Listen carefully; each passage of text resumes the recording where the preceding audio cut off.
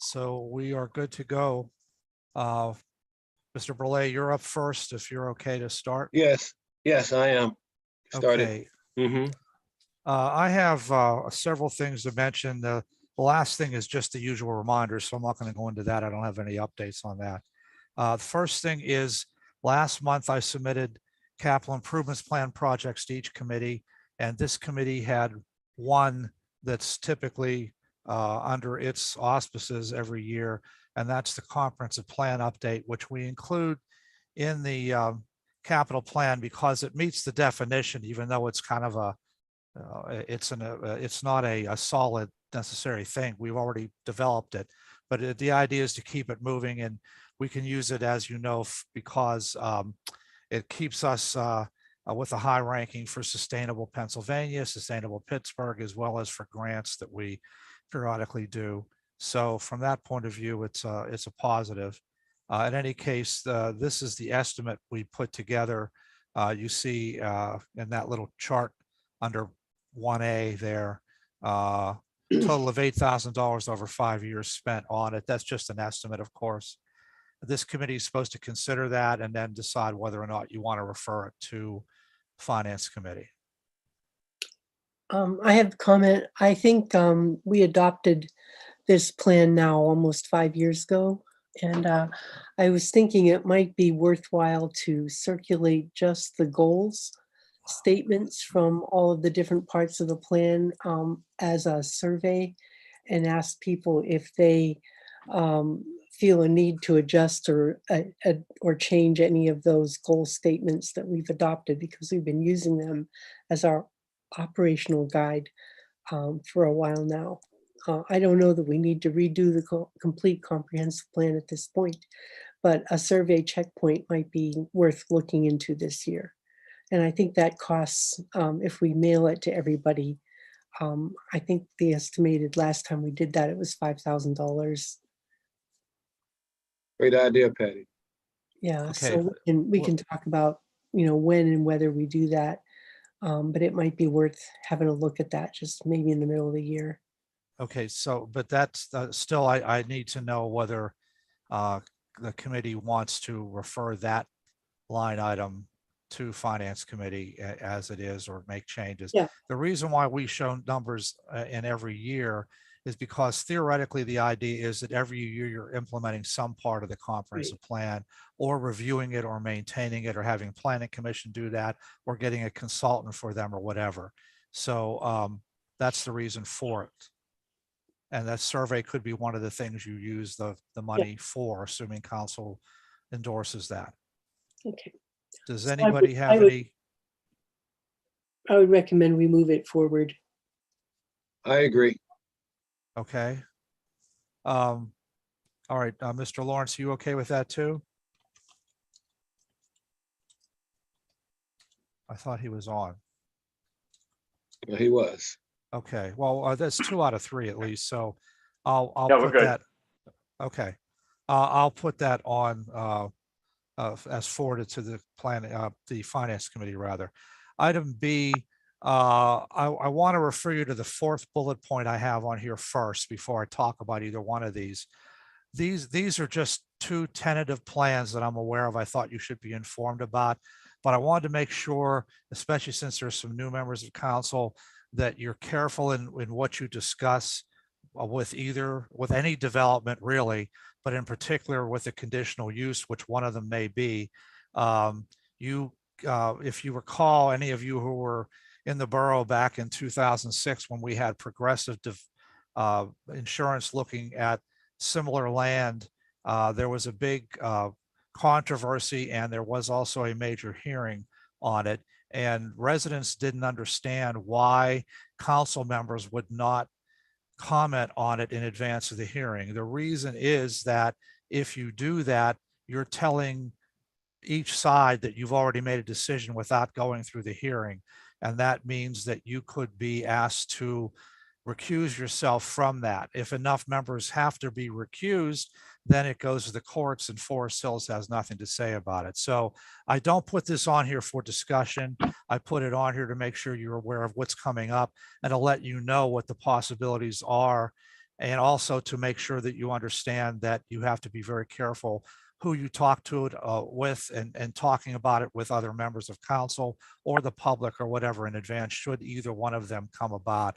The first one is a proposal for 150 to 200 high-end apartments at the top of Digital Drive.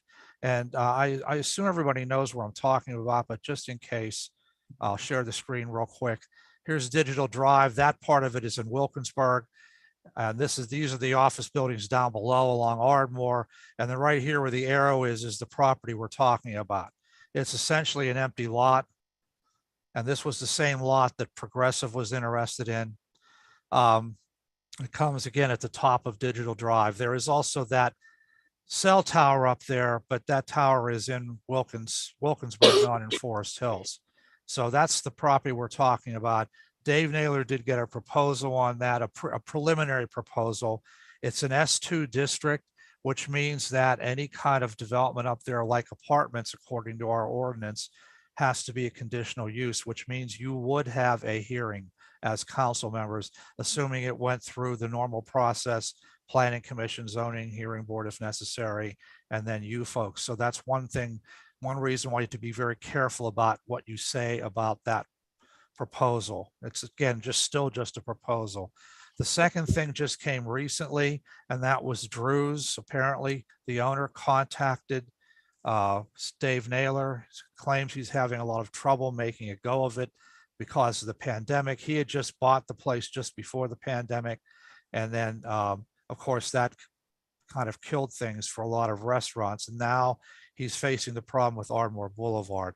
So he apparently has some interest in a car wash. That's also an S2 district. And I don't know that car wash is specified anywhere in the zoning ordinance. It does say automotive service, which I guess that could be considered more than just a filling station. I don't know, do people use that term anymore? Filling station, a gas station, whatever you want to call it. But that's for B1 only, not S2. So if it does come to that, you'd have to consult with Mr. Corbel to see if that meets any requirement we have in the zoning. But there is nothing submitted on either one of these. But because the word is out there, I didn't want you to not know. Does anybody have any questions for me about that? Actually, I don't think we should talk about it at all. And we can have Steve maybe explain everything in executive session in 2 weeks. Okay, good. Steve, do Sounds you agree? good. Mhm. Sounds No, I good. mean, I agree. Steve I agree. I think Steve Corbel is on a call too.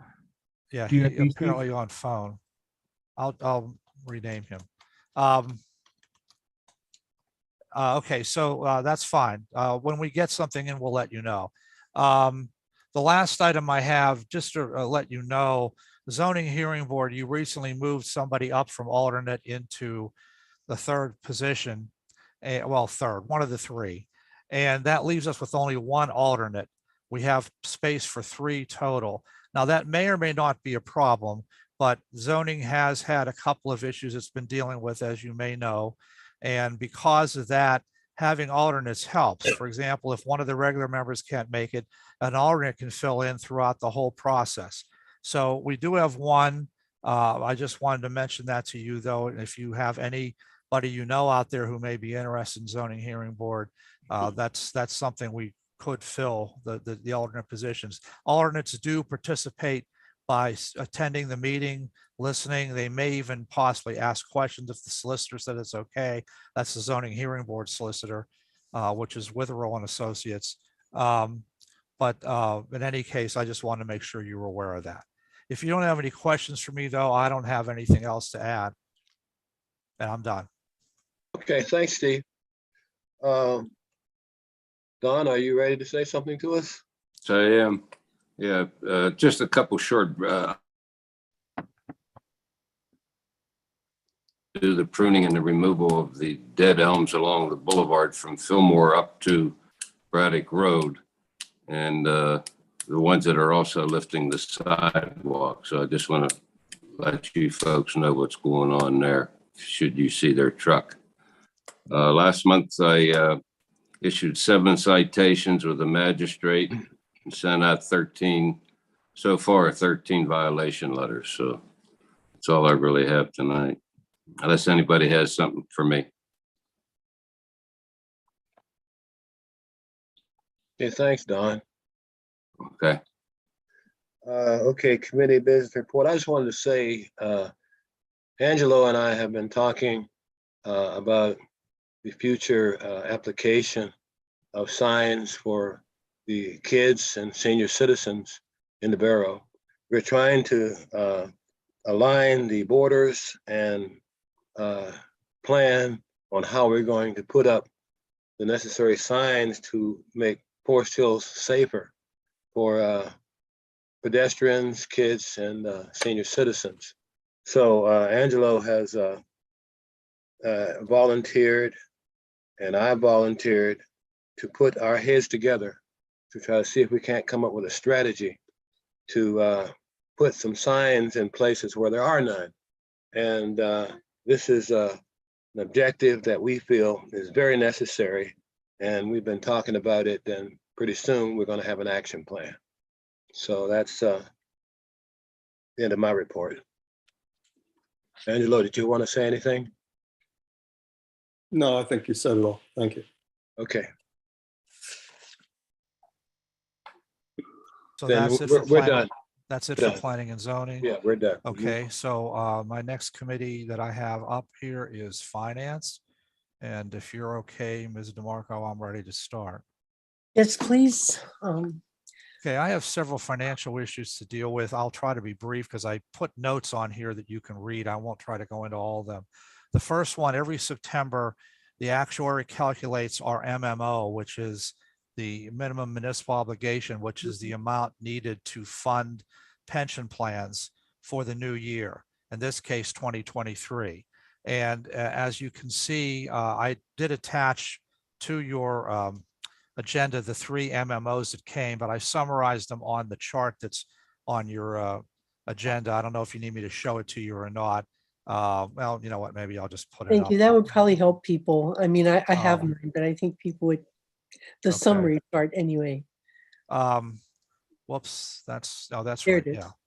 Okay, so this was last year's numbers. This is this year's. You can see that police has increased, non-uniform has decreased, and the other are the defined contribution plans for new employees and management employees. And because we've had added a few other employees, that's gone up. We never used to include this, by the way, the other defined contribution, but we found out in talking with Mike Palumbo and others that that actually helps to increase the amount of state aid we get. So that's the reason why it is included now. So in any case, council is supposed to approve these MMOs by motion. I've summarized some other details here so you get an idea of things. One of the things is that in the past, we were able to just fund 75% and we reserved 25%. We deferred funding 25%. That's the reason why when you look at your monthly financial report from the treasurer, you will see in there a line that talks about pension reserve. That's what that is. Any money left from that funding, from that, because what we did was when we only funded the 75%, but we banked 25% in case we needed it. And so we're using that. Now it's going to get to a point where we won't have anything in there. Right now, for a bookkeeping thing, the treasurer is using that line item to move money in and out. So sometimes you'll see it go way up and sometimes you'll see it go down. But we're almost at the end of the reserve we had. But we came through that 4-year period of 75% funding pretty well. The state aid we get is always variable. And but it has been increasing, and I summarize that for you here. It usually Mockenhop suggests we be conservative in estimating how much revenue we're going to get in state aid. And that's what I've done. You can see, for example, in 2021, we budgeted 110. We actually got in 148,000. So we raised the budget for 2022 to 130. We do not know for sure yet what the state aid will be for that, but we anticipate it's going to be higher than 130. And the state aid is used to help defray these numbers. Okay, so for example, for 2022, we owe these 3 amounts here in 2022, 692 and 11. but whatever state aid we get will help to defray that. And then, of course, any of the pension reserve could also help to defray that too. Now, in the past, council has always asked me to have Mike Palumbo review it. I did that again this year. I don't know if you want to continue, but I didn't think it hurt anything because it really doesn't cost that much money to have him take a glance at it. And he has looked at it and agrees that council should go ahead. You can let me know later if you don't want me to have Mike do that in the future, but regardless, he does suggest moving ahead and putting a motion on the agenda. Will we need to wait for his review before we vote on it in? No, he has reviewed and said, He go has, ahead. okay, all right. Yeah, Yeah, so then this will require a motion on our September business meeting right. to approve the municipal obligation fund. So does anybody have any questions or issues with that? Okay, let me go on to cash flow, which is a little bit more serious. Yeah. Well, I shouldn't say more serious. It's that MMOs are very serious. Pension costs are very high, but our cash flow, which I attached to your agenda, is down for August going into September. And I did attach that to your agenda, and I'll bring it up on the screen here in a moment. Just for those of you who, I'll bring up the chart, at least the graph. This is the lowest we have been in a number of years for the cash flow from August into September, which kind of concerns me. Sorry. Okay. The heavy red line shows that it's lower than the recent 5 or 6 years. And in fact, the last time we were this low was about 10 years ago, around 2011, 2012. And we were a little bit, we were around that same number. And we ended up finishing with a small surplus of $20,000+. The time just before that in 2010, we were a little bit below $800,000 going into September, and we finished with a deficit. So I'm concerned about this because of that. And so I also summarized some revenues and expenditure line items you should take a look at on the chart. And I'm going to switch to that on the screen here for a moment.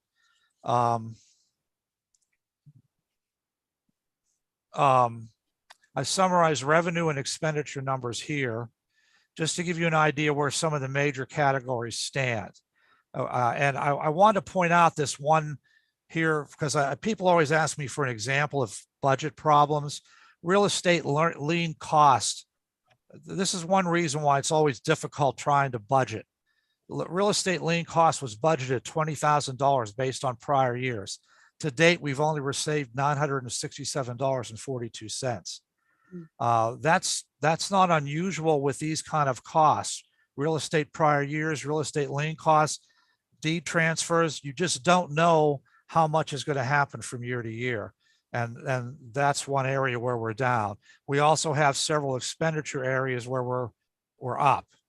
You might see these green highlights I have on here. Those are notes from myself, but I just want to reiterate one thing I said once before. When you're looking at monthly financial reports from the treasurer, don't make the mistake of looking at a single line item in an expenditure category that shows dollars remaining, especially at this point in time of the year, and assume that funds are actually there.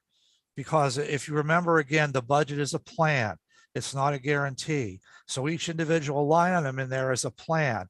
But if, for example, not to single out the tree budget, but again, if the tree budget had to exceed its budgeted numbers for whatever reason, emergencies or what have you, you may have $8,000 left in a supply category or for street signs or for overtime, but that money may not actually be there because you've exceeded something else. So you have to be very careful when you get the monthly reports from the treasurer to look at the big picture, not just individual line items, but you should look at categories and line items as well. That's not a mistake to do, but you want to make sure you look at the bottom line as well. So that's a concern. I wanted to express that to you. I think I mentioned this to you. I've already asked staff to stop spending money right now. I mean, other than, of course, personnel related things and salaries. What you do, of course, your council, you can do whatever you want, but I ask staff to try to be very careful and cautious. Angela, do you have a question? Well, I was just going to ask on the a couple of those revenues where you were talking about the liens and so forth. Those are like soft numbers. You never are going to be able to count on that revenue, right? Right. So should that be included in the budget or? Oh, no, yes, you need to. It's a potential revenue. That's, yeah, I mean, that's, the Yeah, state would but- recommend, but the state would wonder why we took it out. They would probably cite us for an audit that did not have it in. Yeah, I'm not suggesting necessarily taking it out, but in the big scheme of things, it's really not something we can ever count on. It isn't, but you have to show revenue somewhere, and they would rather us not use miscellaneous categories if at all possible. So that's why we do that. So Okay. Steve, as I look at this, our earned income tax is on pace. The deed transfer tax has exceeded what we expected. And the swimming pool revenue, I remember we made some adjustments to the pool fees, hoping that will be increased revenue. And it looks like that indeed happened. Yeah. Where we budgeted 106 and got 120,000. But what we're seeing is that the expenses have grown even more. Well, Right. that, and there are some revenue categories I don't show here that we Okay. budget for every year that are zero, like for example, grants. We Yeah, didn't really get any major grants. It would be a general fund grant this year. right. we There's one will get, pending- There's one pending, but we won't know about that till November. well, that's not general fund.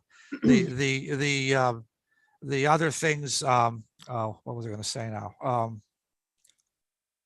There are other things in there, like for example, we haven't gotten our state aid for pension yet, so that's zero. We probably haven't gotten some of the county or state money yet for snow removal with our contracts, so that's probably near zero. There's other things. Cable TV franchise revenue looks like it's down right now. I didn't put it on there. I'm not sure if it's going to go down or not. RAD, I didn't put that on there. That's going up. So there are a number of things that are also with, revenues going up and down too. It's again, it's a plan, it's an estimate, anybody else, Marcus? Yeah, I just want to say, we have overall $10 million budget.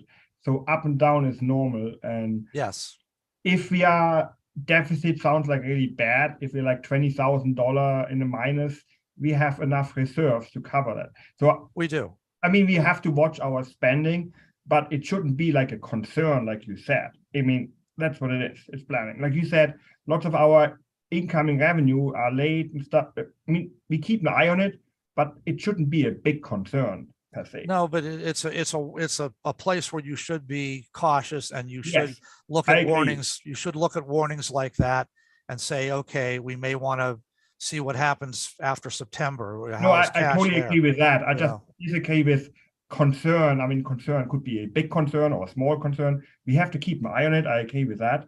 But I don't think anyone in public is listening. I worry about everything, so I know it's, yeah. but it's not a major concern. I mean, No. we have, yeah. No, it's something to be aware of and make Yes. sure, we know about it, but yeah. I agree with that. Does anybody else have any questions for me about that? Okay, Actually, sorry, go one more ahead. comment. yeah, Police, I think one of the reasons police is higher is all those PennDOT overtime. So we should actually have some kind of revenue for all those, what PennDOT has to pay us for all Right. those police officers sitting. You could kind of give us a snapshot. It looks like, oh, police is $100,000 over, but I don't know how much money we're going to get from PennDOT for all those overtime. And when Correct. people sitting in cars watching that construction, PennDOT is paying us for that. exactly. So it's really like a snapshot, but it's missing in the revenue, for example. Yeah, it will eventually show up as revenue, and that's where it will show up, by the way. You'll still show overtime as a high number, but you'll show revenue from PennDOT under revenue. That's the way you're Yeah. supposed to budget. I mean, some people Exactly. think But you that's, should take it from the overtime line item and subtract, but that's not a good way to do it. yes. No, I Okay. agree. I just want to stress the point. It's not a major concern. We just should look at it, and that's it. Yeah. Thank you. Okay, my third item is the 2023 budget, and I have some information here you can read. I'm not going to go into it. Nothing you have to do this month. I'm getting something ready. I've already kind of estimated revenues, and I'm playing around with that a little bit. I haven't really finalized anything with that yet. It shows a slight increase. It's still something I'm concerned about, though. But three things I just wanted to mention to you about the budget. First, I do include in there every year that council committee perspective in my budget message. And in the past, I used to put that on everybody's agenda to look at, because what I use that for is to show to the public that there are things that we all question every year about the budget. And whether or not you look at each individual item in that, starting on, I think, page 16 in my budget book, whether or not you look at that isn't really important. The key is that we do consider everything before we budget. We consider whether or not it makes sense to have a swimming pool, have a park, even though we're not going to get rid of the swimming pool probably, but you still consider options every time you're budgeting. That's the best way to do it. What are your options? So you might want to take a look at that as you're preparing a budget. And if you're going to submit anything to me yourself, please do that before the end of the month, preferably by the last Monday in September at noon, because that's my deadline for everybody else. My second item under the 2023 budget is capital improvements plan. We've already gotten some committees that reviewed them and said, go ahead, forward it to finance. Finance committee has already seen the summary last month. I didn't reprint it here, but it's the same summary. Nothing's changed, except I have to make a couple edits for borough property that were discussed last week that Barb had mentioned. I'm going to get to that. Haven't done that yet. So that is in process. And the 2023 fee resolution is the last item I have there. If you're going to be making any changes, I've already asked staff, and we're going to have a staff meeting tomorrow. I'll ask them again to look at that. I've asked the engineer, the solicitor, building inspection underwriters, all to take a look at the fees that we have in there and see if they recommend any changes. I'm working on calculating an estimated trash fee, which I assume is going to increase. I don't think significantly, but I think it's going to increase because our bill from waste management will increase. We always pass that increase on, but I'm working on that. So you should also look at it too. It's in the back of your budget book. It's also on the borough's website. What will happen next month? What will happen next month then is I will give you a first draft of the budget along with my detailed memo, which is my budget message that I use that I print at the end of the year with any addendums and corrections or changes that the finance or other committees make. But I will give that to you at the time of the meeting for you to look at in preparation of the idea of trying to get a preliminary budget ready for November. Patty, I'm sorry, go ahead. I just wondered, do we have an estimate on the electricity increase? I know we are in a group for now, but I think that terms of the trigger, there was a trigger period. I think we're shifting the rate structure. Have we looked at that? No, I mean, for as far as each line item where it shows electric and each, like Yeah, in I know. parks and buildings and all that. Yeah, we have electric rates and we also have sewer fees that are going to go up. Well, I mean, I look at what we've actually spent when I'm trying to calculate that, and I assume staff does that too. I mean, for example, Cindy will do her own, Jimmy will do his own, Chuck will do their own. So, Well, well, of course, that we've police. been notified that the sewer fees are going to go up by about 7%, for example. Well, that's Alcoasand sewer fees. Yeah, That doesn't mean yours has to go up. okay. I mean, we'll have the engineer take a look at corrective action. They may or may not have that ready for October, but they always look at it every year and they make a recommendation on whether you need to raise your sewer fee. Okay, I don't think the borough will need to. The only thing that every year I mention with the sewer fee is a lot of municipalities around the state, in order to meet MS4 stormwater requirements, are instituting a separate stormwater sewer fee. We haven't had to do that because we've been using that fee to cover both sanitary and storm. but that's something that you may want to consider. But right now, I don't anticipate a need to increase it for us. Now, Alcosands, they're going to do what they do, but and then of course we end up billing that, so we'll pass it on. But I don't think we're going to have to do our own. Does anybody have any questions for me about budget so far? That's all I really have to say about it right now. Okay, then my last couple items are just informational. I highlighted some key sentences from a Post-Gazette article on September 2nd about the assessment issue. And they did change the judge did change the, what do you call it? Crap. The ratio number from 81 to 63.53. We thought it was going to be a little bit higher than 63.53. I think we had it 63.55 or 0.6, something like that. So they did change it. So in the previous meeting, I showed you on on your agenda. I guess I'll put it back up on the screen here just in case.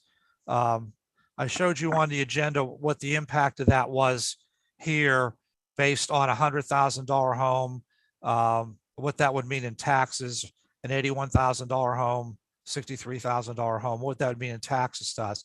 I still don't know what's going to happen, but they're saying that the drop in the common level ratio could mean additional appeals by the higher priced properties, those that are $1 million or more. I don't think we have that many of them that are $1 million or more, but we have a few that are up in the upper 100,000s.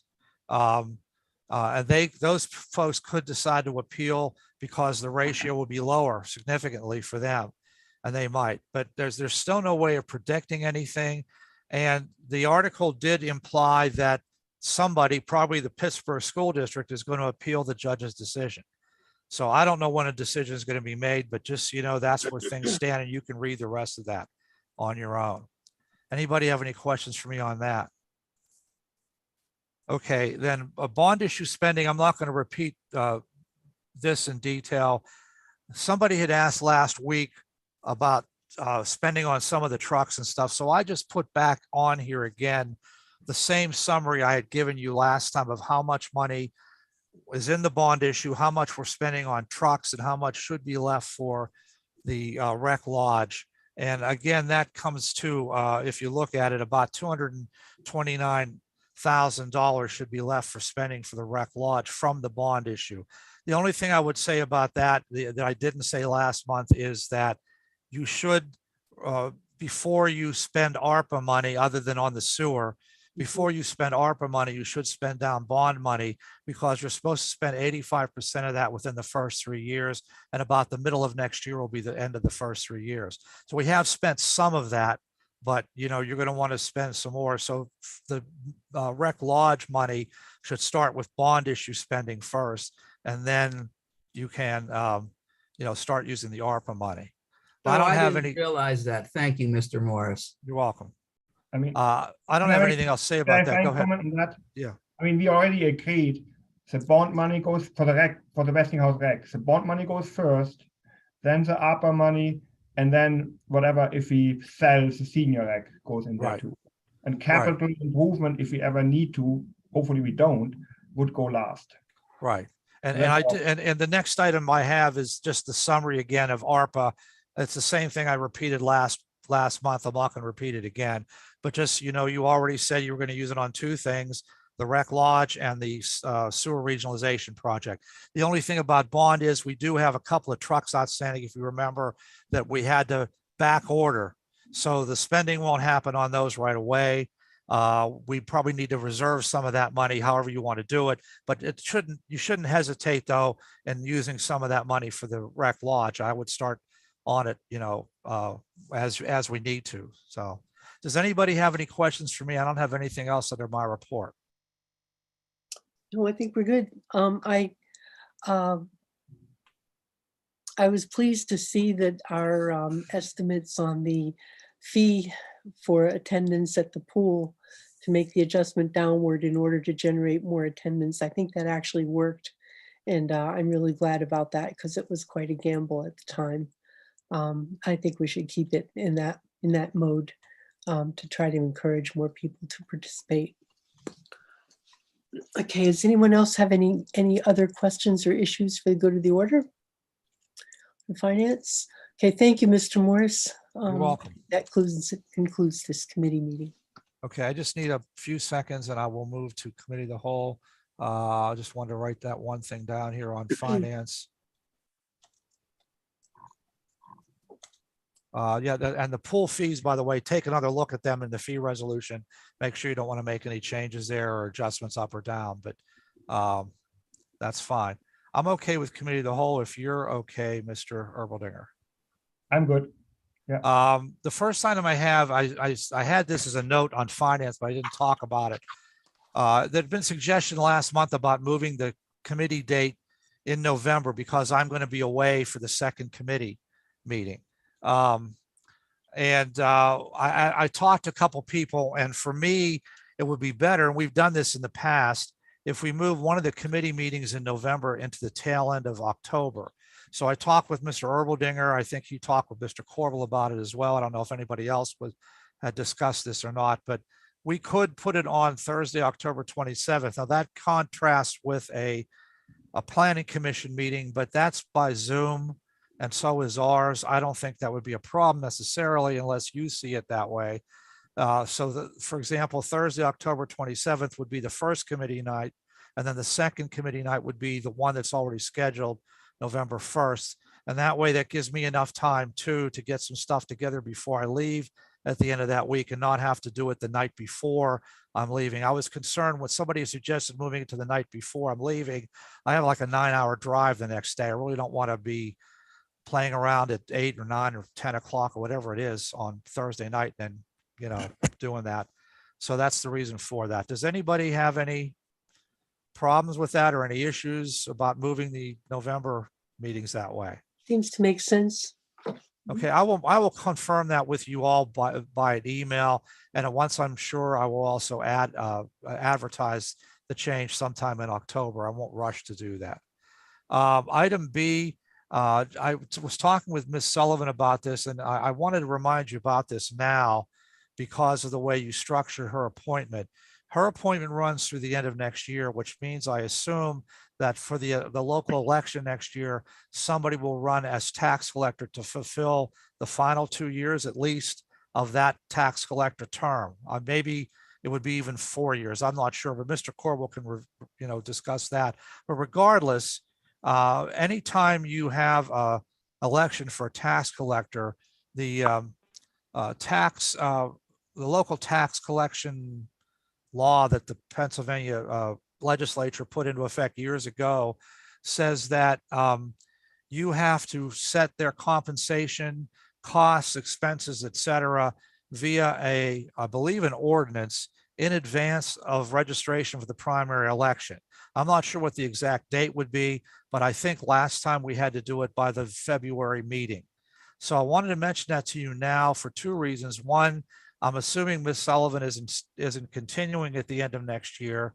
And two, whoever's running, whether it's her or somebody else, you can keep the same ordinance in effect if you want, but if you want to make any changes in order to attract somebody to run for the office, for example, a higher salary, or you're going to cover additional costs or whatever, you need to do it by ordinance by, I think, mid-February. Marcus? I believe we actually raised her salary slightly, so I Yeah. guess we do have to have the ordinance to adjust what we actually did for Yeah. Ms. Sullivan. Well, Mr. Corbel was okay with that by motion back then, so I'm assuming that would only last for her, and for any future But- tax collector have to be by ordinance. So I Yeah. think we should do the ordinance, like you Yeah. said. So if Mr. Corbel's listening, if he's not listening, I'll make sure he knows we have to direct him to get that ready for next year. And you can then decide how you want to do it. I'm listening. Okay. I'm here. Okay, so you're aware. I'm here. I think I'll dive into the ordinance issue for resetting it for the term. And you would have to change the compensation prior to the first day candidates could circulate their petitions. That's the rule on changing compensation. And it would be for a 2-year term. It would not be for a 4-year term. Okay. So, That's all I have. so Steve, you'll get something ready for council to look at it the next few months. Yeah, if I Yeah. get direction as to they want to change the compensation in some manner, we can, I think we would just need to know, I'll say in a roundabout way by the end of the year, that would probably be the best. To Yeah. also allow that information to be communicated to potential office seekers and help to recruit somebody to seek the office if need be. Okay. I'll make a note of that and I'll put it on here as a reminder for November and December. Item C, the Public Safety Committee had asked me to contact the Game Commission regarding that vehicle they have parked here. And I did finally get a hold of somebody. I'd sent them a letter that Mr. Bioki had reviewed and Mr. Erboldinger also got copied on, as well as I think the chief and Mr. Corbel. In there, we said we wanted to find out what the status was, why it was there. They're required apparently to park their vehicles in a public government lot. There is a local person who works for the Game Commission that is not allowed to park this at her home. She has to park it at a government lot of some kind and then take it, come to that lot with her car or walk or whatever she does, take the truck, go to work, come back, park it there again. So they were using us and they apparently had checked with somebody in the police department back in January. But I found out that apparently the police didn't realize they were asking for an extended time. They thought it was just, can we park this here right now? Sure, no problem, go ahead. And that's the reason why the council was never approached on it.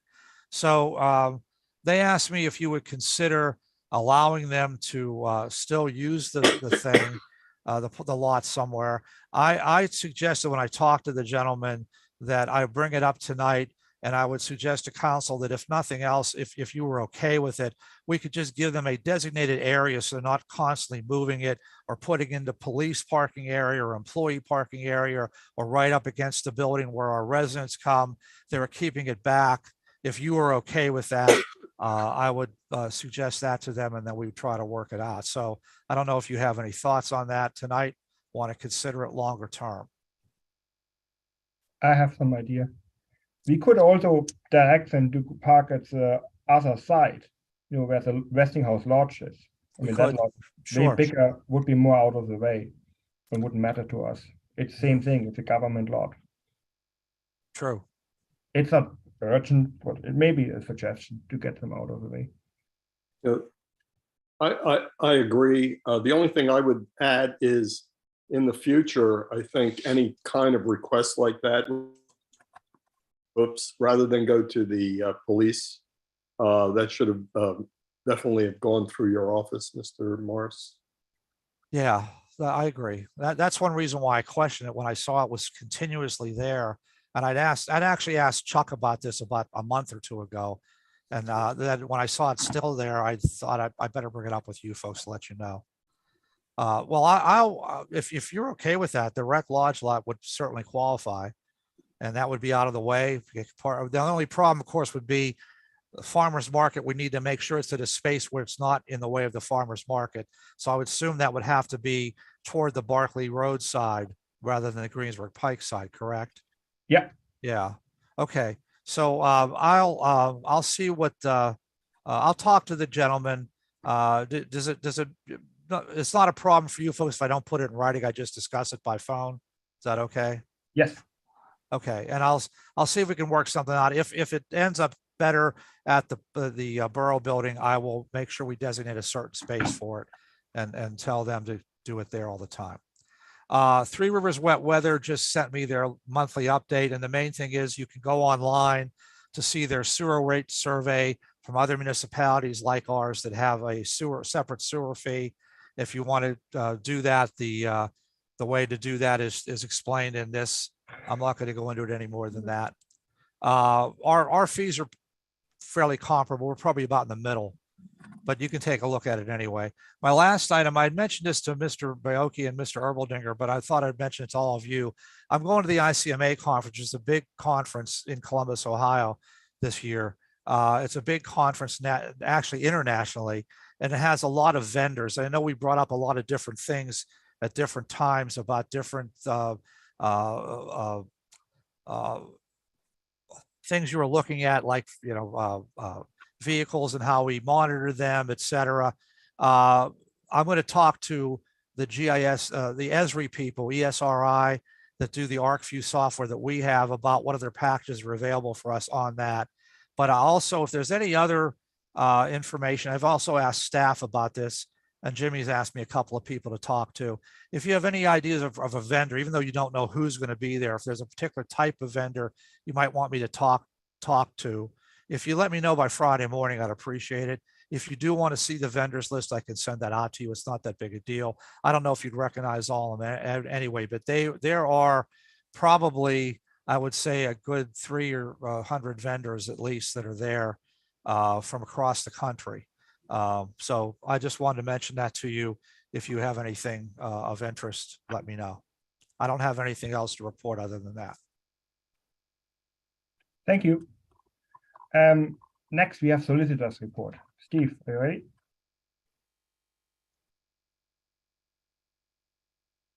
Yeah, I'm here. I'm just sorry, everybody. I'm on the phone tonight. I got stuck in labor negotiations, so I just jumped on the phone as I was driving back towards the city. So for my report, there were two issues I just wanted to bring up to you all publicly, and feel free to take a look at them, and we can.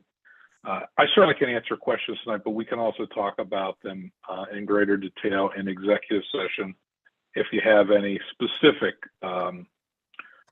questions. So the first is with respect to the fireworks law that was passed earlier this year. Steve, did you end up sending those ordinance forms that I think it was the Pennsylvania Municipal League sent out? Did you happen to share those with council? Yeah, I forwarded it to everybody. If somebody didn't get it, let me know, but I did forward it to everybody about a week or so ago from PA Municipal League.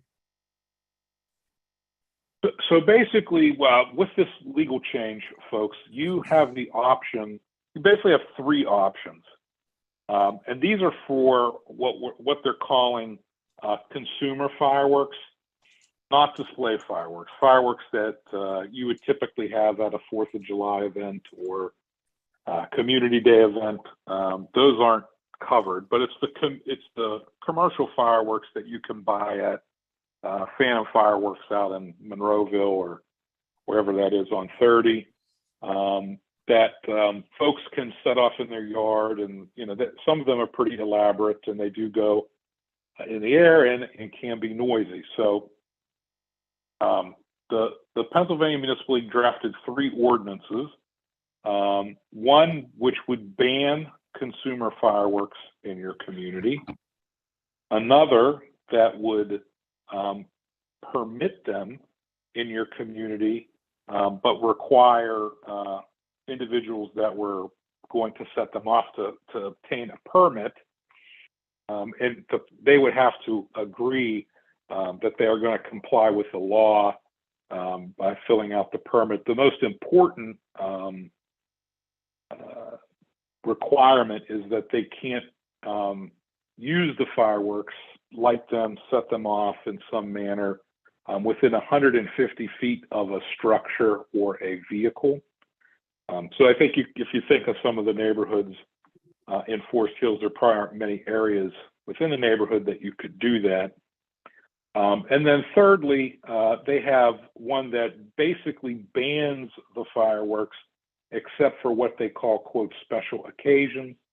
And that would allow consumer fireworks to be used in and around the 4th of July. And I think the week, if the 4th would be during the week, the preceding weekend But you would have a choice in that matter. That's just what the sample ordinance has, as well as around New Year's Eve. So I'm basically I'm bringing it up to you. I think it's important for you all to take a look at those draft ordinances and discuss at a future meeting when you may want to consider which direction you would like to go. And then from there, my office, we can put something together based on those form ordinances. I would like to move that sorry. Can we move that to ops and policy, Steve? Like Steve Morris. All right. Works for me. Good. And then secondly, I just wanted to mention there's a new requirement for Act, it's called Act 57 of 2022, which requires a municipality that levies a real estate tax adopt a resolution or ordinance each year, initially directing their tax collector to implement provisions of the act, which would allow charges to be waived. These are excessive charges, late fees, etc., interest under certain situations.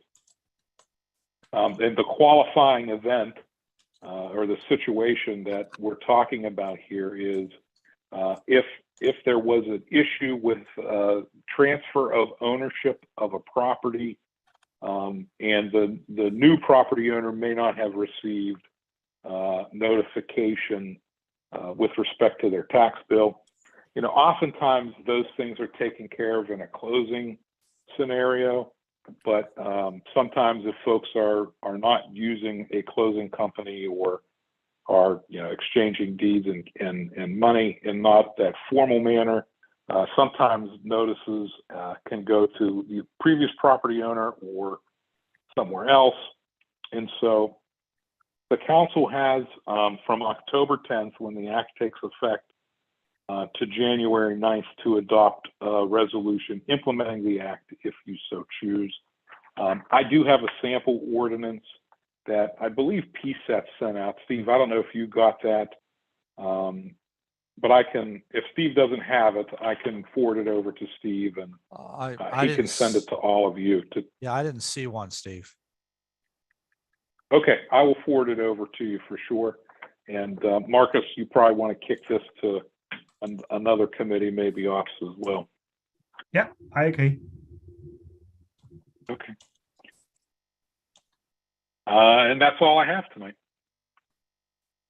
Thank you, Steve. Next, we have committee business report. And as under president, there are a bunch of activities happen on borough property. So I would like Barb to just report briefly on what happened between the last week and now. Barb, you ready? Yes, thank you, Mr. President. At last Wednesday's rec board meeting, the committee made a couple of minor suggestions. They would like, when we compared 2021 to 2022, the numbers for the Family Plus, it had really raised, let me see here. There were 61 in 2021, and then in 2022, there were 180. Also, they would like to raise the sponsor families higher to like 45. And lastly, I didn't realize, but the fees for the tennis clinic for one child, I believe it's $50. But then if a family has 2 or 3 children, it's the same fee. So I think we might want to look at perhaps a lesser rate for more people within a family instead of it being $50 per person. It's per week too. It's pretty expensive. Yeah. So that's something we should consider.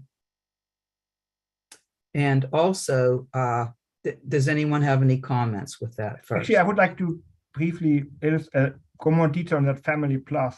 The Family Plus is pretty much our normal family pass, but it gives you 5 tickets, and we gave 5 tickets out for like, I think it was $10 extra. So essentially, people got it. Like normally, the max price for daily admission is $12. So people got those tickets for $2, and our pass revenue was actually pretty good, but our daily admission suffered a little bit. So by raising that Family Plus, we like pretty much 5 tickets times 12 is $60. So if we raise that Family Plus from like just the plus part from $10 to something like $30, we still subsidize those extra tickets for guests, but not so dramatically. And that maybe will help us with daily tickets as well. So that's what they suggested. But we will talk about it in a fee resolution at some later point. Thank you, Bob, Okay. for that. I think you have more. Yes, I also wanted to mention the farmers market. It looks like it was a pretty successful year at the Westinghouse Lodge location, and they would like to keep it there for next year, if that's okay. I think if everyone agrees, I actually like that fact that the farmers market is our campus. Really, we want to make the whole area as a campus for us. So I would be actually happy to keep them there. So if anyone else has an opinion on that, I think we can just do that out of committee. Mr. Morris? Steve Morris, Can I just ask one thing?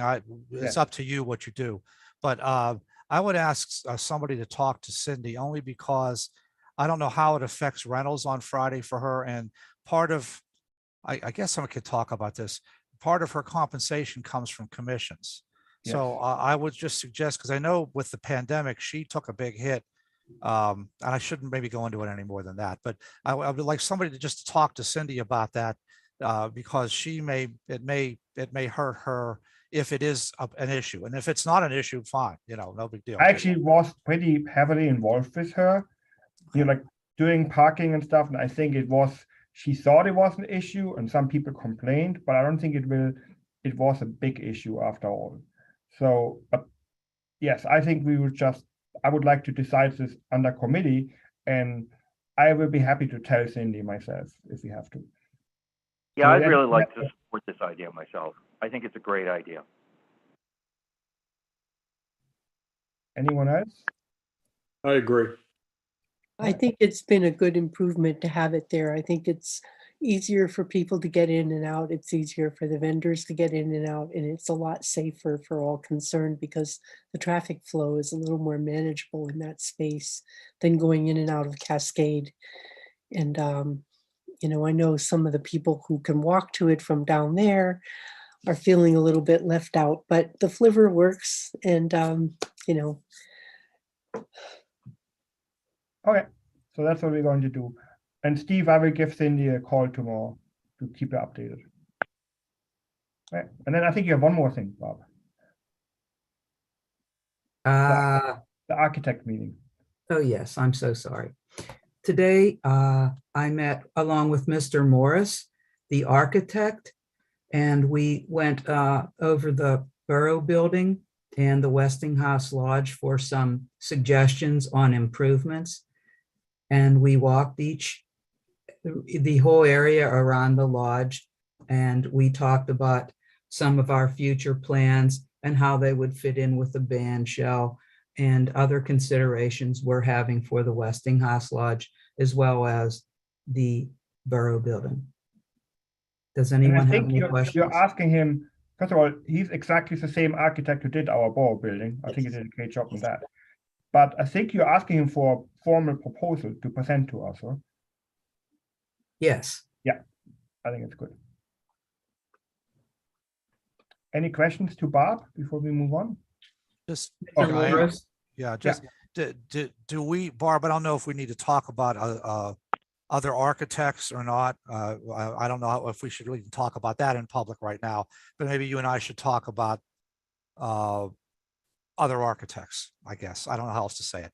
I mean, we tried and we didn't get the No. second taker. So I think we just look at, it's not binding. Jimmy DiCecco will give us a proposal. If we like it, we can hire him. If we don't like it, we have to keep looking. You know, Okay. it's a Okay. professional services. It will be depending on his proposal. And he actually told Bob, he's saying some of Dave's estimates were too high. So he thinks actually will be cheaper maybe. But we will see his proposal and then we can make a decision on that. And one more thing too, he had asked for drawings of the building, and that's one thing I have never been able to find. I don't know if anyone's aware of them. We're sorting through various plans and things like that as we start to send things to Iron Mountain, but I still have never found a diagram, drawing, or anything of that building. And he would like to see something that would help them. So if anybody knows of anything, let me know. I have They're a lot the of text architect. They stuff. should have a set. No, Not not of for the the lodge. Westinghouse. Oh, for the Westinghouse Lodge. Westinghouse Lodge. Oh, I'm sorry. Yeah. So if anybody is aware of anything, I am looking. I have text documents and things like that, but nothing in the way of drawings. Just wanted to mention that. He may have to do his own drawings. Yeah. Patty, you had another question or you raised your hand? I did want to know, at some point, you know, I think we need to have a coordination meeting with Siemens also about the electric vehicle apparatus that we're considering. I know I owe data to the Duquesne Light. They actually talked about that too, and Oh, that's part good. of the building. And he knows that he has to coordinate with Okay. Siemens for the Good. building. And they talked about like having a solar roof over the police cars and things Right. like that. But he knows he has to talk to Siemens about the main building and about the Westinghouse Act. Okay, thank you. Anyone else? Okay, next. I think Frank requested that to be on the agenda. And, you know, for the light up night. I can Oh, explain briefly okay. if you want.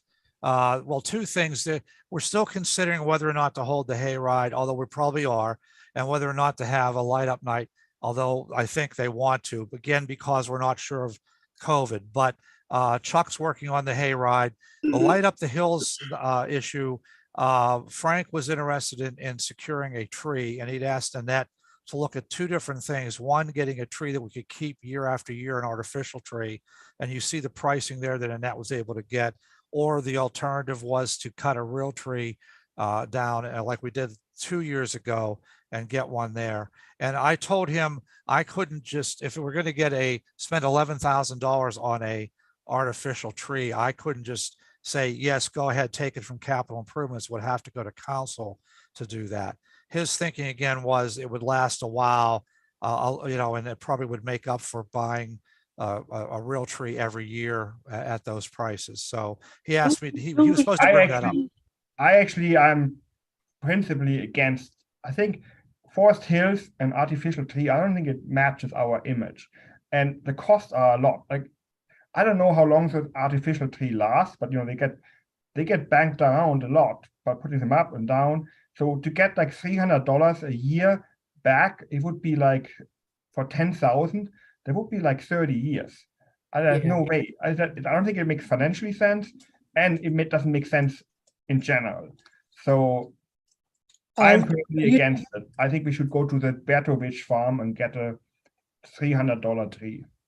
Are we talking about a tree that goes outdoors, or I know there was outdoor, like he wants to put like a tree out with. Yeah. You know, you could ask people to make donations to, you know, as a contribution. I was actually going to say that too. Like it says down at the bottom, we can actually ask the Forest Hills business if they're willing to sponsor our tree, put a little sign up, sponsored by whoever, and then we're good. I like the idea of a real tree, because if you get artificial, then you have to store it, you know. Yeah, I don't. Well, they're also made in China. They're made of plastic, and they have lead contamination issues that I would just as soon avoid. So sorry.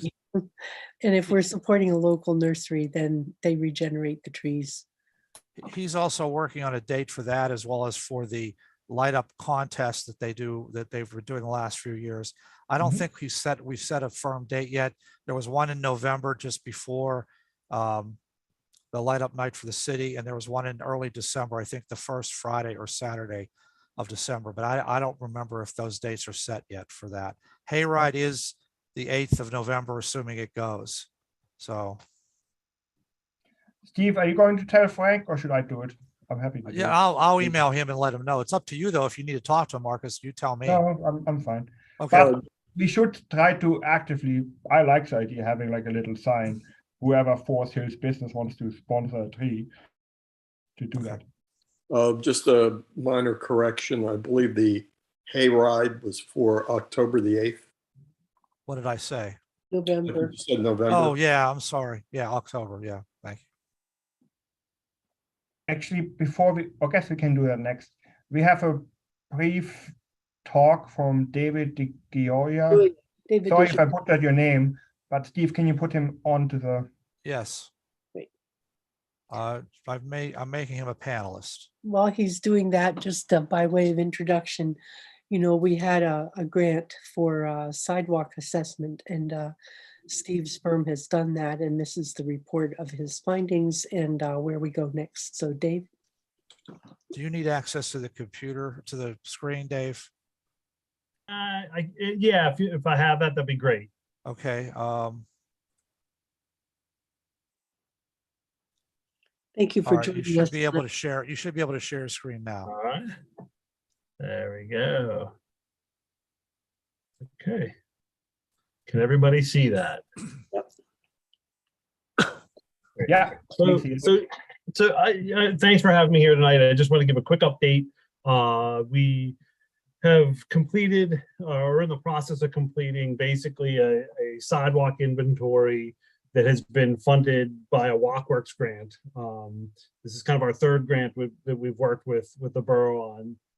First being the active transportation, second being the complete streets policy, and then this one kind of came out this year, is looking at sidewalk in a couple different fronts. Looking at it from a gap perspective, what's missing, what needs to be included, and then also we looked at it from a condition standpoint as well.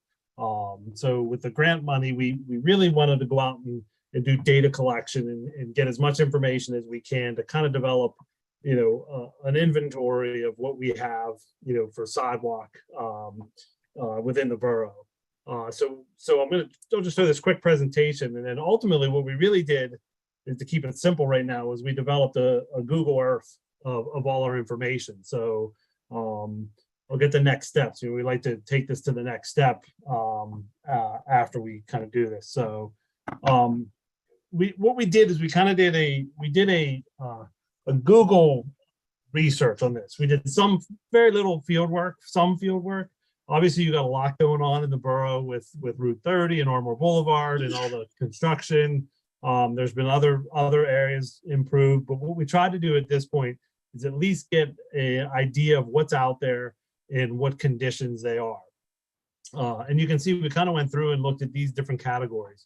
Where there's vegetation, where there's cracking, missing portions, heaving, and then poles or something blocking, the walkway. And ultimately, this kind of ties into mobility within the borough. We want to make sure that we're providing the best mobility for everyone in the borough in a safe way. And we kind of came up with some condition ratings, for what we saw out there. This is kind of based on some research that's been done in other areas. We use the same kind of scaling for Forest Hills. Obviously, the pictures here show a good condition, a fair condition, a poor condition, or a failed condition. And then some we couldn't accurately get information on. So there's some little pieces that are unidentified. So what we did is, again, I developed a Google Earth. You can see the image to the right, where we cataloged basically all the sidewalks within the borough and their conditions. The good thing about this is we actually kind of have all the conditions, but you can also kind of see ultimately where things are missing too. So we ultimately looked at the summary of condition. Actually not bad, 39 to 37% in good and fair condition. And then you can see the poor and the failed percentage. That's a percentage of total miles of sidewalk. So again, it's kind of a good basis to kind of see where you are with condition. And then we looked at the different types of issues that happen with the pavement and the sidewalk, where cracking versus heave versus missing versus pull, and found in vegetation, and kind of came up with some little breakdown of everything here. Obviously, the biggest condition that's out there is cracking. Cracking is kind of the first step of failing sidewalks, so that makes sense there. We also took a look at ADA compliance and tried to look at where sidewalk and ADA ramps were identified, or where they exist. And as you probably assume, most of them lie along the Ardmore Boulevard corridor. There are some that are outside of that. And again, we're trying to just get an idea where everything is, from a mobility standpoint and safety standpoint. We did get some information, and these are a little hard to see, and I can go into these a little more, but we got some information from the Southwestern Pennsylvania Commission. They actually did some data. They worked with what's called street light data, which actually tracks pedestrians, bicyclists, vehicles, and they actually were able to get information on volume. So the best way I can explain this is, we'll look right in the middle. This is a weekday. In fact, I'll zoom in on it. This is a weekday, Monday through Friday, pedestrian activity within the borough. And you can see the darker the line, the more activity that's occurring. So these are really good information to kind of see where we're seeing hotspots of activity. How does this play into where we got conditions or missing gaps or things like that. One of the things we found with this data that was interesting is we weren't seeing data where there were no sidewalks. So, the question is it because there's no one there, or the question is, did it not capture it? So, it's kind of an interesting tidbit to look at with that. Let me zoom back out. I'm kind of going through this fast, but I wanted to kind of present it all to you. And then they actually did bicycles as well. So this was an interesting data as well. So again, weekday bike activity, the darker the line, the more activity they saw. And it kind of fit what we were seeing and hearing with our active transportation work and what we've done in talking to people and where people are bicycling. So it really was a good information to get from SPC. And this is data that we hope that we can work with SPC moving in the future. They can continue to provide this information. They actually have the contracts with sidewalk data, and we're able to get this information for free from SPC. So then what I try to do is, and this is kind of just an overlay right now. We overlaid the pedestrian analysis with the sidewalk analysis. And again, this was kind of the first step to look at, well, where are the people walking the most, and what is the condition of those sidewalks? And I'm not getting into all the detail, but you can see, some of the areas where there's pedestrian activity, we have some decent sidewalk conditions. The blue is obviously fair. We see a lot of blue in some of the heavier pedestrian corridors. And then one's interesting too is you see areas where we don't have any sidewalk. So it did pick up some areas of pedestrian in some locations that have no sidewalk. But again, we wanted to try to blend this together and kind of look at where we are, what's going on, what can we do next. And we did bicycles as well, just to look at the bicycle overlay. And again, we can refine this data with SPC and what we're getting to see here. And that was kind of it for the presentation. Any questions on what I kind of did here? I wanted to show you the Google Earth, but any questions on what we did and all the information we gathered? Thank you, David. I think it was nice data you presented. Anyone has questions? Yeah. I You're muted. Yeah, I'm sorry. Is this kind of information, data that we can use when we are commenting on, for example, the Allegheny County paving project that they have announced for, I believe it's Braddock Road, in order to document, that's Braddock Road, right? Mhm. Yep. That we can document that it is used for pedestrian activity and there is no acceptable sidewalk provision in those spaces, and that's also true for Yost. Hattie, their Braddock Road is the other side of Ardmore, not Other that side. part. This side. Yeah, It's Ardmore to Brenton. let me open this up. That's here. the Let me county. share. Okay, Patty, but we can use this information as we're moving forward and working with anybody that has a project, within the borough.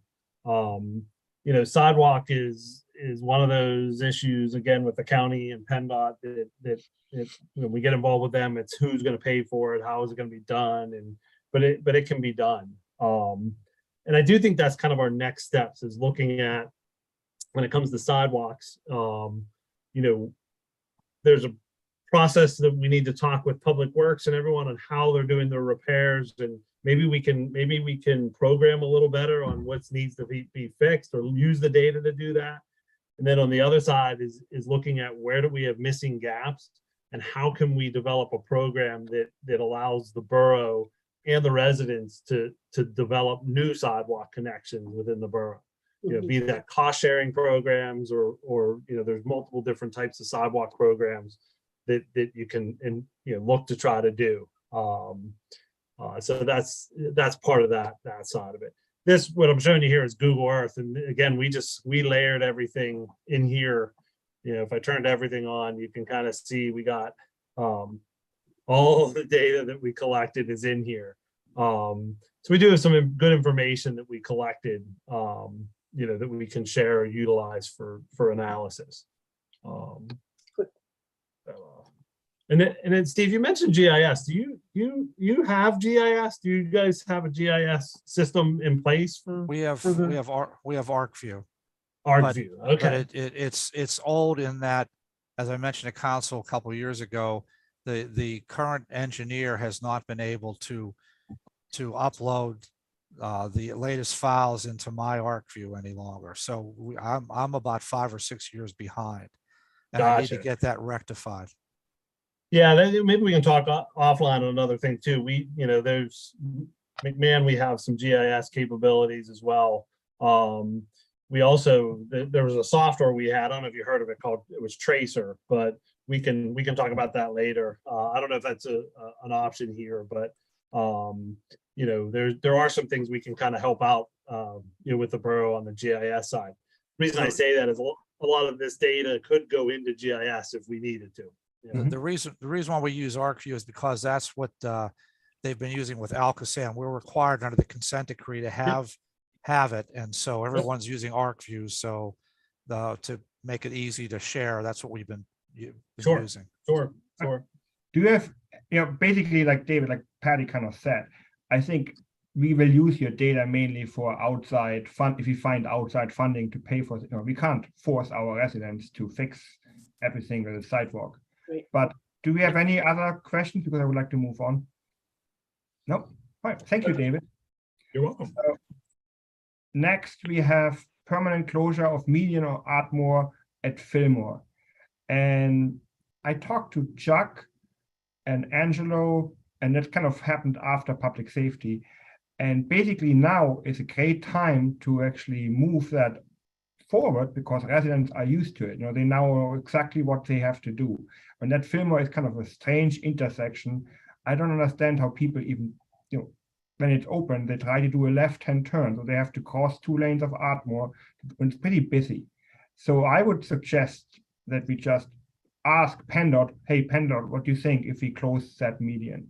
And I think we probably have to do some kind of ask the residents too. So I will just bring that up. Andrew, do you have anything to add to that? No, I think it's a good idea. I think as long as I've been here, trying to cross that coming out of Fillmore and trying to make a left onto Ardmore Boulevard is pretty dangerous. it blocks the traffic that's moving eastbound, that's trying to get into the turn lane. And sometime I've seen more than one car stacked right in that median trying to make a turn. And then you couple that with somebody going eastbound trying to make a left onto Fillmore, it really can cause quite a problem. Plus, there's only a short distance between Fillmore and Marion, and so it's not very conducive to having that open like that. Anyone else has I'm all an in opinion on favor. that? I'm all in favor of it. Basically, Steve Morris, we should ask Dave Gilliland to send a letter to PennDOT to request that. And Okay. see what we do. Right. Next, that's another Angelo item. Andrew, and talk about that.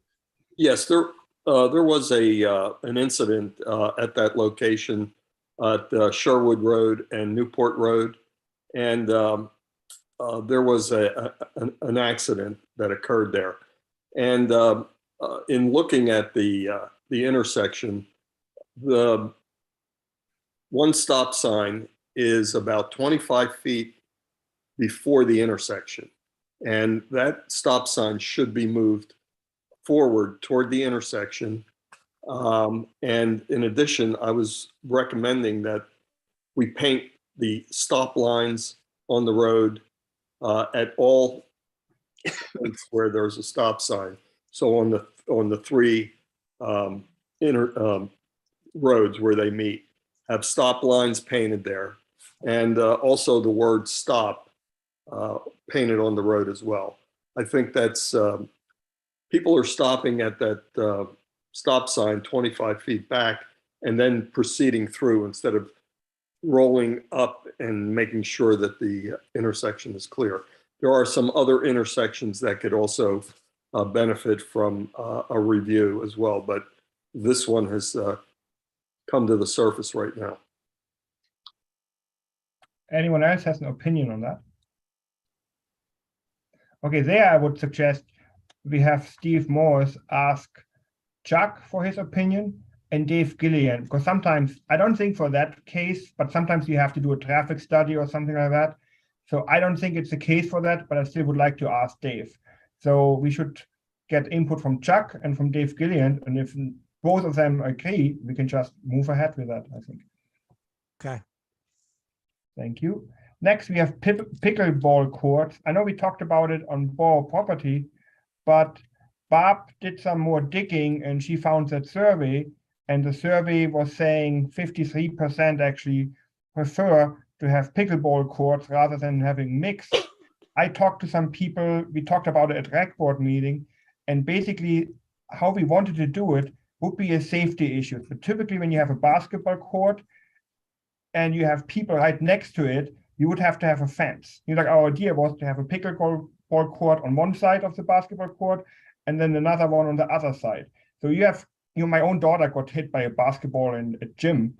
I mean, she had a concussion. I think we couldn't do it like that without putting like a big fence in between the basketball court and the pickleball court. So in my mind, it's a safety issue. The majority of residents support pickleball court. We should just move ahead with the 3 pickleball courts. I know we talked about it at the Borough Property meeting, that we kind of, committee of the whole, we would override the Borough Property. I think Barb changed her mind. So who else has an opinion on that? Well, I just wanted to point out, I believe Mr. Thielacker went and measured that area, and it's actually only big enough for 2 courts. Okay. Mr. Morris? No. Jim and I, let me see here. I haven't seen a pickleball court either. I mean, other than on TV. So I told him we were going to go find one. We went to Monroeville today. This is 3 of 6 courts Monroeville has. We measured this, and if their measurement of our park at Cook is correct, these 3 courts could fit in there, or you could fit 2 and a basketball court. That's Jim and I measured the distance between courts. We measured the distance from the court to the separation and from the court to the fence here. And we measured, again, the size of the court to make sure it was regulation based on what we had. And we believe now, I want to double check this with Jim, because I want to make sure they were correct on their measurement, but we believe now you can fit 3 courts there. It would be faced just the same configuration as these 3. Good. And the rec board had one suggestion, which if you look at that Monroeville pictures, they have what's a portable net. And the rec board actually was recommending to do a permanent net, kind of like we do for the tennis court. We ordered permanent. Yes, Yeah. exactly. So I would recommend to do 3 pickleball courts with permanent nets. I didn't show this here, but on the other side of this pickleball section over here, going this direction on Monroeville, they had tennis courts, and they lined the one side of the tennis court on 2 of the courts for pickleball with having a portable net. So if you found that for some reason this was a very outstanding, popular thing, and you were getting a lot of people, you theoretically could also make our tennis courts also pickleball courts using that format, just so you know. Okay. But one thing at a time, I think. Yeah, so. yeah, But I know. does anyone basically now disagree with that we want to switch to 3 pickleball courts? No, let's Cecil, go you ahead have with the your- pickleball. Cecil, you have your hands up. You Let's mute, just Cecil. go ahead with pickleball decision. Yeah. The safety issue overrides everything else, so let's move ahead. I'm good with that. Cecil, you also have your hands up. I was just, can you hear me now? Yeah. Okay. When we originally asked the question in the survey, it was a question of 1 basketball court or 2 pickleball courts. No, it was now- one basketball court and a pickleball court versus 2 pickleball courts. Okay. So with this new information that there is room to have both the basketball court and a basketball court and 2 pickleball courts, does that mean that we need to get a new survey? No, I mean, the survey is not binding. I mean, we can do whatever.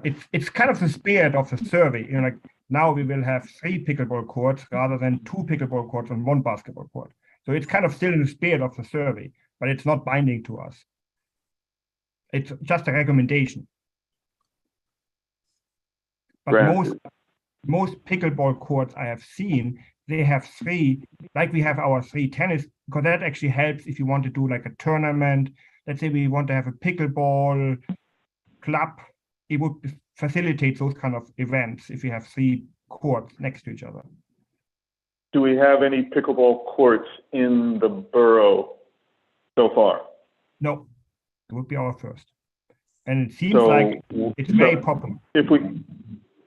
It seems like it's very popular, but if we make the changes and put the pickleball courts in, we don't even know how the feasibility. We don't even know how many people would use them, if they would just sit there or what. It sounds like the rec board was highly in favor. If you look on the internet, you know, obviously Forest Hills is Forest Hills, but it looks like it's like one of the fastest growing sports in the US. So that's what the internet says, at least. Anyone else? Okay, so Steve Morris, I think you can just tell Jimmy 3 permanent. I think he probably has to order 1 more net and do the painting and all that stuff. Okay. Okay, next we have Deer Survey. I think, Bob, it came from you. Thank you. If you recall, at our last committee of the whole meeting, the subject of residents complaining about deer came up. And Mr. Bioki suggested we do another survey of the residents. And he created one. I would like from feedback if we should move forward, then council viewing this survey and then see what you think further.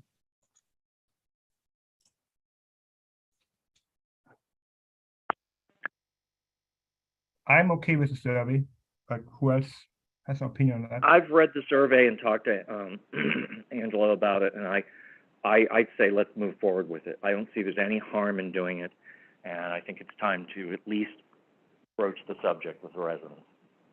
Yeah, I agree. I think that if we're going to go anywhere with the Fish and Game Commission who owns the herd, we have to document that we have a problem.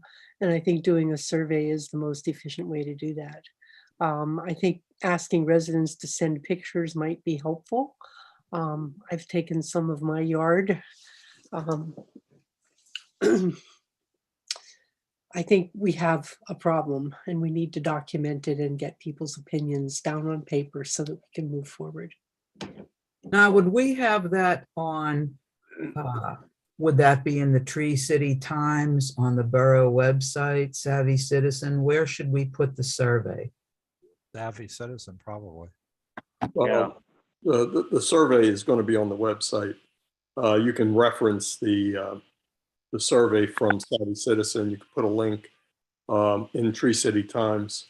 I'm not sure if you really want to you could put a paper copy in Tree City Times and ask people to mail it back.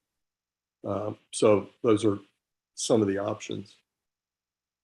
My thought would be just average, make notices on Savvy Citizen of where to go to do the survey. I'm not sure putting a paper survey in the Tree City Times is, the number of people that will actually use that is just statistically insignificant. It may provide you some insight into how many people would be interested in either reading the Tree City Times or actually replying by that method. That would be the only reason to do that. Did you have your hand up, Mr. Watkins? Oh, okay. Thank you. Well, then, shall we move forward and put it on the borough website, and then there'll be a mention of it on Savvy Citizen? Sound good? Sounds like a plan. I would suggest that I send the link out to all council members and have them look at it so that you understand what questions are being asked. If you have any comments or suggestions, then we can make any changes if necessary. That's a good Okay, idea. should we put that on the business committee meeting, or would you just like people to answer you separately? How do we move forward with that? People should just reply to Angelo separately, so we are okay with Sunshine Act, and then Angelo can take it from there. Yeah. Sound good? Any other comments? Thank you. Anything else? That's the last thing we had on the agenda. All right. Thank you, everyone. And I guess we will see each other in 2 weeks. Thank you. Yeah. Bye. Thank you. Bye. Good night, everybody.